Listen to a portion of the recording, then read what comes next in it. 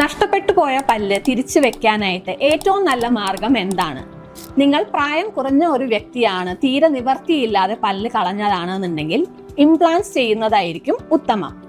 Fixed ആയിട്ടുള്ള മറ്റൊരു മാർഗം എന്ന് പറയുന്നത് ബ്രിഡ്ജ് ആണ്. ബ്രിഡ്ജ് എന്ന് പറയുമ്പോൾ നമുക്ക് പോയ ഭാഗത്തിന്റെ രണ്ട് സൈഡിലുള്ള പല്ലുകൾ, ചിലപ്പോൾ ഹെൽത്തി ആയിട്ടുള്ള പല്ലുകളാവാം, അത് ഷേപ്പ് ചെയ്ത് നമ്മൾ അതിന്റെ സപ്പോർട്ടിൽ വെക്കുന്നതാണ്.